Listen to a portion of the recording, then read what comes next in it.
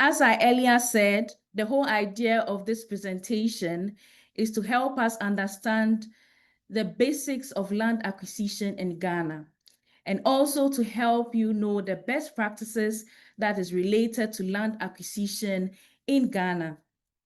So we are looking at the types of land that we have in Ghana. In Ghana, we have 5 main types of land. We have public lands, stool lands, family lands, vested lands, and private lands. Public lands are lands that are owned by the state or the government of Ghana and managed by the Lands Commission. These lands are usually acquired through what we call compulsory acquisition.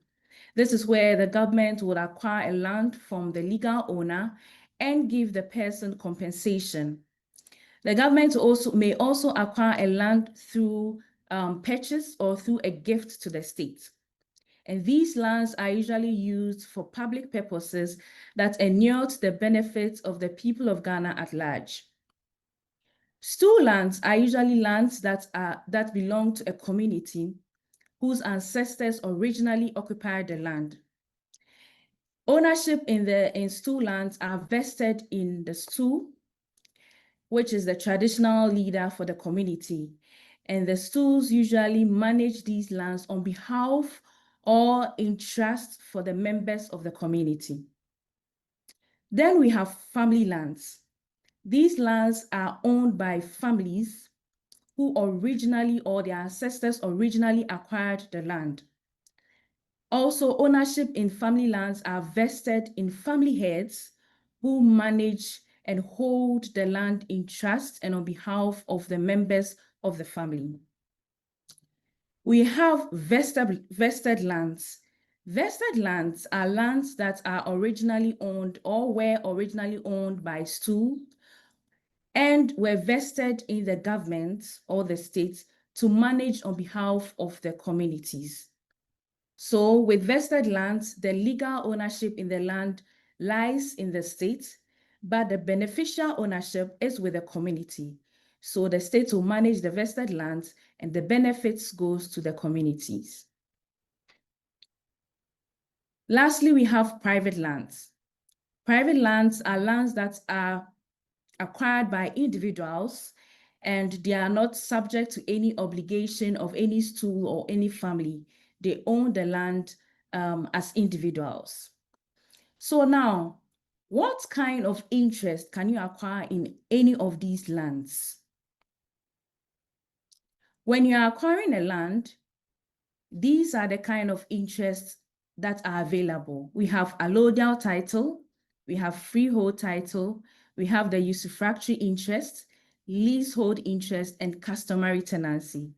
Let's just look at each of them briefly. With allodial title, it is the supreme form of land ownership in Ghana. This kind of title is usually held by the state, by a stool or a skin for some communities, and is usually held by families or by individuals. They are acquired through compulsory acquisition if it's by the state, through conquest if it's by communities that went to war and then acquired the land. Also by pioneer discovery and settlement, that is the olden days when communities would discover a land and settle there. It may also be by gift, by purchase, or by agreement. Allodial title is the supreme form of land ownership. It has no obligation to anyone and it's a perpetual ownership. Then we have freehold interest. For freehold interest, we have customary freehold interest and common law freehold interest. With customary freehold interest is usually held by members of a community that has the allodial title. So we have a community that has that supreme title, which is the allodial title. Members of the community may acquire customary freehold interest in a piece of land in the community. This interest is perpetual, it is absolute, and it is run under customary law. So every community has its own customs that govern freehold interest. The only thing is that it is usually subject to jurisdictional or cultural rights of the stool, the skin, the clan, or the family that holds the allodial title. So usually you see that in a particular community, they'll say that maybe on Wednesdays, no one should go to the farm.